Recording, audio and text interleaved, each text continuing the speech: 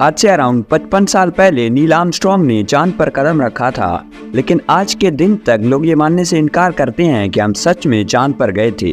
लोग कहते हैं कि नासा ने इसे किसी हॉलीवुड की फिल्म की तरह शूट किया और हमें दिखाया ताकि सोवियत यूनियन से स्पेस रेस को जीता जाए।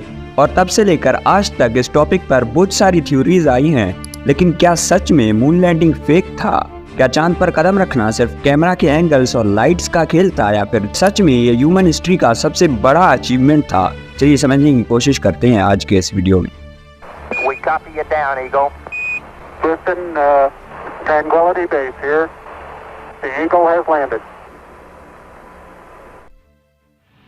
सबसे पहले ये मेरी मून लैंडिंग के वीडियो का सेकंड पार्ट है। अगर आपने फर्स्ट पार्ट नहीं देखा है तो आपको लिंक डिस्क्रिप्शन में मिल जाएगा, या फिर आप यहाँ पर क्लिक करके देख सकते हैं।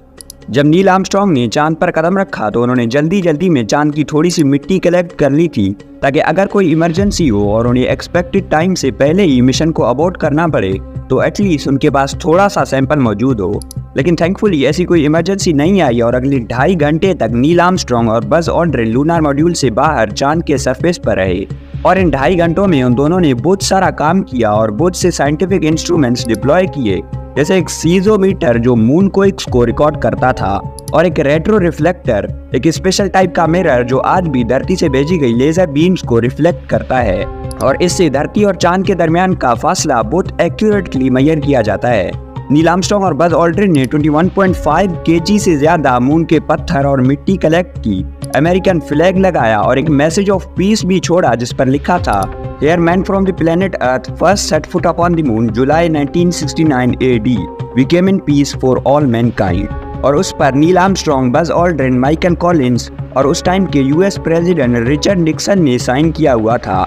नील आर्मस्ट्रॉन्ग और बज ऑल्ड्रिन का हर एक स्टेप साइंटिफिक मिशन का हिस्सा था। मून वॉक के 2.5 घंटे में उन्होंने इंसानों के लिए एक ब्रिलियंट साइंटिफिक लेगेसी छोड़ी, जो आज भी दुनिया के पास एक सबूत है कि हम सच में चांद तक गए थे।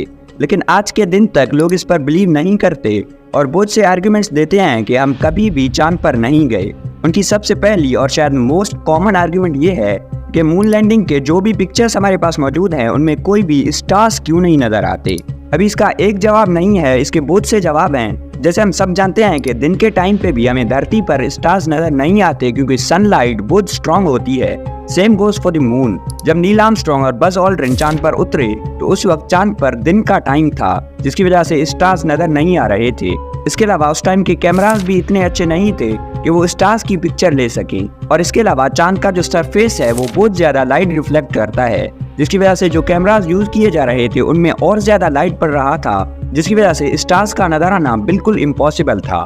इसके अलावा ये लोग कहते हैं कि इस वीडियो में ये जो यूएस फ्लैग है ये वेव कर रहा है, क्योंकि चांद की तो ये वीडियो है ही नहीं, ये वीडियो धरती पर शूट की गई है जहाँ पर हवा चल रही थी, जिसकी वजह से ये फ्लैग वेव कर रहा है। सबसे पहले तो नासा बेवकूफ नहीं है, मतलब नासा को पता है कि चांद पर हवा नहीं होती, तो वो पागल नहीं है कि वो किसी ऐसे जगह पर इसको शूट करेंगे जहाँ पर हवा चल रही हो।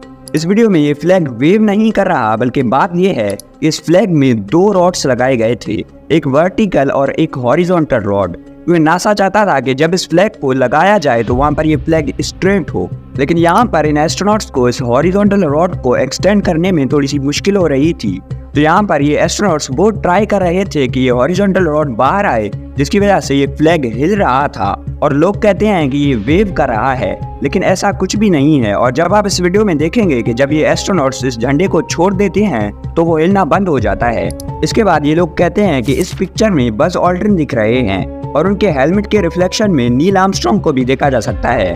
लेकिन बात यह है कि नील आर्मस्ट्रॉन्ग ने कोई कैमरा नहीं पकड़ा हुआ, तो उन्होंने ये पिक्चर कैसे ली? तो इसका जवाब ये है कि नील आर्मस्ट्रॉन्ग के स्पेस सूट में ये कैमरा फिट था, जिसे आप इस पिक्चर में देख सकते हैं, और इस कैमरे को वो अंदर से ही कंट्रोल कर सकते थे। लेकिन इसके अलावा मेरे दिमाग में एक ख्याल आया कि अपोलो 11 मिशन के दौरान जितने भी पिक्चर्स लिए गए हैं उनमें सूरज क्यों नहीं नजर आता? और इसका जवाब भी फिर से वही है कि उस टाइम के कैमरास इतने एडवांस नहीं थे, तो नील आर्मस्ट्रॉन्ग और बज ऑल्ड्रिन को इंस्ट्रक्शंस थे कि सूरज किसी भी पिक्चर में नजर नहीं आनी चाहिए, क्योंकि चांद का कोई एटमॉस्फेयर नहीं है, तो वहां पर डायरेक्ट प्योर सनलाइट कैमरे को लगती जो उसे आसानी से खराब कर सकता था। So there you have it. Moon landing सच में हुई थी और हमारे तीनों एस्ट्रोनॉट सच में चांद पर गए थे। वेल, चांद के सरफेस पर तो सिर्फ नील आर्मस्ट्रांग और बज ऑल्ड्रिन गए थे, लेकिन अपोलो 11 के तीनों एस्ट्रोनॉट्स ने अपना पूरा हिस्सा दिया था। अगर आपको कोई कंफ्यूजन है तो आप मुझे कमेंट्स में बता सकते हैं। Thank you.